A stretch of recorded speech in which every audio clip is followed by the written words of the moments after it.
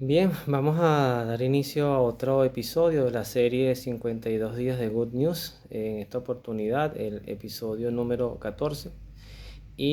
Bueno, vamos a reflexionar en el tiempo que estoy viviendo, pues es el tercer domingo de Adviento, el domingo de la alegría.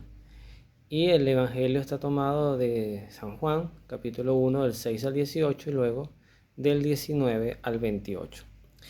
En esta serie, pues, si alguien la escucha por primera vez, la función principal es traer la reflexión de la iglesia a la casa, no al revés, o no sustitutivo. No voy a misa, pero igual reflexiono la palabra de Dios. Siempre es importante partir de la escucha de la palabra de Dios el día del Señor y también de lo que, bueno, el sacerdote que oficia, pues, comparte para la feligresía en general. En estos tiempos que estoy haciendo esta reflexión y que va pues, con la serie, en su episodio 14 de 52, porque por eso se llama 52 días de Good News, justamente estamos en este momento preparándonos para la llegada de Jesús. Algo que lamentablemente me atrevería a hacer la comparación. En los tiempos de Cristo, cuando los judíos esperaban al Mesías, los judíos esperaban al Mesías, pero no esperaban a Dios. Y eso puede sonar un poco contradictorio, pero no lo es. Nosotros lo vemos extraño porque los cristianos profesamos con convicción, cristianos católicos especialmente, con convicción de que Jesucristo es Dios. Pero para los judíos el Mesías no era Dios, el Mesías era un nuevo rey, un salvador, un nuevo David, que iba a devolverle la gloria al pueblo de Israel. Es por eso que la primera venida de Jesús, que es una venida que cumple todos los aspectos naturales de la vida humana, o sea, nace, se forma dentro del vientre de su madre, María Santísima, una concepción además virginal, milagrosa, y camina con nuestra historia, con nuestras tentaciones, con nuestras limitaciones, siempre colocando la tilde en algo muy importante, que es que Jesucristo jamás pecó, jamás. Y eso hace creíble inclusive todo lo que narra el Génesis hasta el capítulo 2. Y por eso San Pablo llamará a Jesús el nuevo Adán, porque en Jesús, en su figura perfecta, llena de gracia, con dones preternaturales, con capacidad para hacer milagros, para, bueno, inclusive cosas que hemos visto en santos de nuestro tiempo, post-cristiano o post-Cristo, aún así, con todo este andar de nuestra historia, pues Jesucristo fue caminando y muere inclusive, muere en la cruz. Pero, ¿por qué hago la comparación? Porque en esta segunda venida, que es un poquito lo que vamos a tomar del extracto, porque el protagonista de este evangelio es San Juan Bautista, es que hoy por hoy, yo diría de verdad, con el corazón en la mano, y discúlpeme que a veces siempre pareciera que estoy del lado de la queja, pero yo diría que en realidad nosotros no estamos esperando que Jesús vuelva. Le rendimos, Jesucristo todavía tiene un espacio en la vida humana, en algunos humanos. Es decir, algunas tradiciones son muy relevantes, además que muchas de estas tradiciones han logrado mezclarse, el término sería mejor contaminarse, con muchos aspectos materiales de que no tienen nada que ver con la Navidad, pero ya se empoderaron, ya se intronizaron en la fiesta de Navidad y todavía hoy, inclusive yo me acuso, pues en primera persona, uno anda pendiente del regalo, de la cena de Navidad, de dónde vamos a pasarla aquí y allá, de crear una relación social ese día, pero no es una relación espiritual, ni mucho menos religiosa. Porque al final habrá familias que sí hacen lo que voy a comentar ahorita, que se reúnen, oran ante la corona de Adviento, van a la misa de víspera de Navidad o inclusive la que es misa de precepto también, que es la misa de Navidad el 25, pero sigue habiendo ahí un cumplimiento, un parte de la festividad que pareciera que al final no nos termina de enganchar.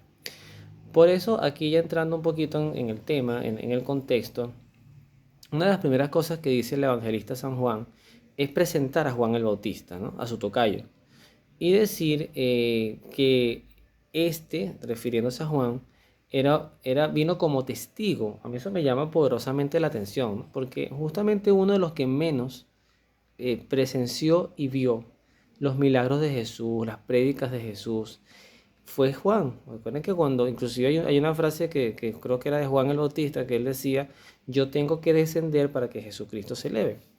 Y es que ciertamente ya había personas que pensaban que hasta Juan era el Mesías, pensaban que Juan era el profeta, el que tenía que venir.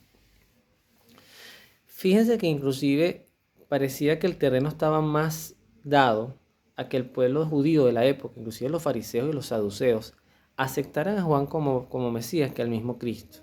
Es paradójico, pero porque la pregunta que le hacen a él, primero como decía Juan, lo presenta como el testigo de la luz. ¿Ve? Pero ¿cómo podía ser Juan testigo de alguien que de hecho no había visto? Solamente lo había visto en el bautismo, en el Jordán.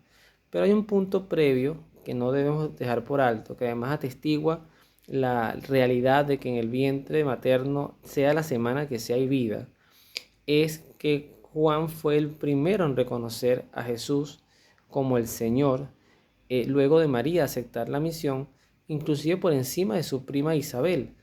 Es el segundo testigo de la encarnación del Dios vivo, porque cuando María visita a Isabel, su prima, el niño salta, y si el texto dice salta de gozo. Alguien pudiera decir, bueno, ¿cómo sabe que estaba saltando de gozo y no de un cólico? ¿Quiénes? Las mujeres que me puedan escuchar. Una mujer tiene una habilidad materna que el hombre nunca ni en sueños va a tener. La mujer puede escuchar el llanto de un bebé y saber si está llorando por dolor, si está llorando por hambre, por sueño. Eso lo más yo lo viví con mi esposa. Era impresionante ver cómo tenían esa habilidad de saber lo que el niño necesitaba sin que éste pronunciara una palabra. Entonces aquí hay mucho efecto de gracia del Espíritu Santo, donde Juan es testigo de la encarnación de Jesús, y también hay mucho de lo natural propio de una madre. Entonces a Juan efectivamente le hacen la pregunta, y Juan tenía la oportunidad de robarse la fama. O sea, a Juan se le presentó una tentación similar a la que tuvo Jesús en el desierto. Porque Juan pudo haber asumido, si él buscase fama y no fidelidad a Dios, él pudo haber dicho, sí, yo soy el Mesías, servidme, rendirme culto. Y créame que lo hubiese ido mejor que a Cristo. Hubiese tenido seguidores en el Sanedrín, era parte de su gremio, era un hombre querido, respetado. Hoy lo veríamos como un loco, ¿verdad? Ese que vestía con piel de camello, que comía saltamontes y que vivía en el desierto, pareciera hoy ver un indigente en las calles. Pero en este tiempo Juan ni era tan loco, y además el mismo Cristo Jesús, el mismo Jesús decía, perdón, que no había existido un hombre nacido de mujer tan grande como Juan el Bautista. Sin embargo, Juan fue muy sincero, y cuando le preguntan si él es Elías, el profeta, el que ha de venir, pues él dice que él no es nada de eso, que él es, y aquí cita al profeta Isaías, él es la voz que clama en el desierto. Hoy los cristianos, una parte importante, conservadora, quizás fiel, del Evangelio, y que se preocupa al ver las cosas que están pasando en el mundo, se pueden sentir literalmente predicando como en un desierto. De hecho, es increíble. Yo a veces digo que lo que da tristeza es que a veces hay más confrontaciones dentro de la misma iglesia que fuera de ella. O sea, yo entendería que nosotros estuviéramos batallando contra paganos, contra ideologías que van en contra del cristianismo, de nuestras doctrinas, pero a veces nos encontramos peleando entre nosotros mismos y eso desgasta, es agotador. Y San Pablo advertía mucho esto. Él decía, no dividan a la iglesia, tengan un solo corazón y un solo sentir, pero eso en realidad no es lo que está pasando. Muchos de nosotros tenemos hambre de protagonismo, hambre de liderazgo, hambre de imponer nuestras formas de ser. Es un pecado que nos hace sombra a todos, incluyendo a quienes habla, o sea, nos hace sombra. A veces lo que buscamos es pues buscar todos los argumentos para mandar a toda la porra y quedarnos tranquilos en casa. Y bueno, uno al final dice, Señor, ¿y uno hace todo esto para qué? O sea, para este desierto que al final se convierte en mi vida, porque si te vuelves un predicador muy directo, muy fiel, o un testigo como Juan del Evangelio, pierdes amigos, van a criticarte duramente, y gente que te va a hacer la guerra para que no sigas predicando, o vayas a acreditar toda tu obra. Y al final en quien te tienes que abrazar es en Dios y en tu familia. Y bendito el hombre y la mujer también, por supuesto, pero bendito el hombre que tenga a su lado una mujer, una esposa, a su lado, no atrás, ni como sirvienta, a su lado, apoyando y remando juntos un mismo sentir en la crianza de los hijos, en horas de evangelización y de labor, ¿no? De labor del evangelio. Al final, Juan dice pues que él es la voz que grita en el desierto y por lo tanto él habla de su bautismo, ¿no? Porque a él le dicen, si tú no eres el Mesías, entonces ¿por qué bautizas? Y justamente él les responde, yo bautizo con agua. El bautizo de Juan era un bautizo muy simbólico, un bautizo de conversión, de limpiarte, de renovarte, de enderezar tu camino.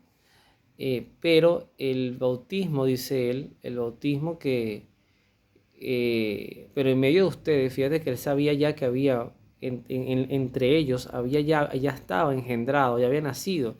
Juan y Jesús se llevaban 6 años en promedio. Hay uno entre ustedes a quien que viene detrás de mí, quien yo no soy digno de desatarle las correas de sus sandalias. Esto más adelante se entenderá cuando Jesús habla con Nicodemo en el capítulo 3 de San Juan, de este mismo evangelio, y Jesús le dice a Nicodemo, el que no nazca de nuevo del agua y del espíritu no podrá entrar en el reino de los cielos. Eso, haciendo un poquito de conclusión, porque además también Juan aquí, previo a esto, dice, enderecen el camino del Señor, como anunció el profeta Isaías. Sin embargo, yo me atrevería, creo que hay un tema de traducción allí, no soy experto en griego ni mucho menos, pero hay algo que no me suena bien. No es lógico enderezar el camino del Señor, si no sería enderezar nuestros caminos para entrar en el camino del Señor, porque el camino del Señor no lo vamos a enderezar, el camino del Señor ya es recto, ya es derecho, ya es perfecto. Pero bueno, volviendo al punto a donde quiero llegar, es de preocupar las personas que desestiman hoy el bautismo y piensan que no es necesario estar bautizados para ir al cielo. Yo no sé de dónde sacan esas interpretaciones, pero la palabra de Jesús es muy directa, es muy clara. Eh, Inclusive Jesús decía, el que no me recibe a mí, pues no recibe al Padre que me envió, o el que me recibe a mí, recibe al Padre que me envió. El que crea en el Hijo del Hombre se salvará, pero el que no crea en el Hijo del Hombre ya está condenado por el simple hecho de no creer. Entonces hoy todo esto nos habla, todo este evangelio nos invita a tener un sentido de pertenencia muy agudo a nuestra fe católica y una responsabilidad de tomarnos esto en serio, de que esto no es guachafa, ni es rochela, ni que aquí lo que inunda es un cielo de amor, un cosmo de amor energético y al final no importa que seamos, todos vamos a salvarnos. Yo creo que eso es ofensivo, creo que eso ofende el sacrificio de la cruz. Creo que Juan, Jesús fueron muy, muy claros en quizás, como lo invita el tiempo litúrgico, quizás en esto que voy a decir también me voy a equivocar, pero llama la atención que en todo el tiempo litúrgico prácticamente haya un día dedicado a la alegría. Alguien me pudiera decir, bueno, ¿y la Pascua de Resurrección? Sí, pero un día dedicado a la alegría. Los demás días son de penitencia. Los demás días de reflexión, de decir, Señor, aquí estoy con mis miserias, te pido perdón y quiero recibir tu amor, quiero que transformes mi vida. Apostar tanto a la alegría sin una reflexión profunda de dónde está mi punto de inflexión, de dónde está el desvío del camino para entrar en el camino del Señor, es peligroso. Podemos volvernos unos animadores de la fe, donde la gente se entretiene, ríe, goza, echa chistes, baila, y al final todo el mundo sigue siendo igual y todo el mundo sigue caminando por el camino que no es, o todos seguimos. No piensen que quien les habla está en mejor posición que quien me escucha. Al contrario, aquí cada vez que uno va profundizando en su vida, uno se va dando cuenta de que efectivamente primero la vida es un suspiro y que lo más importante es encontrarse con este Dios que realmente quiere amarnos y transformar nuestras vidas.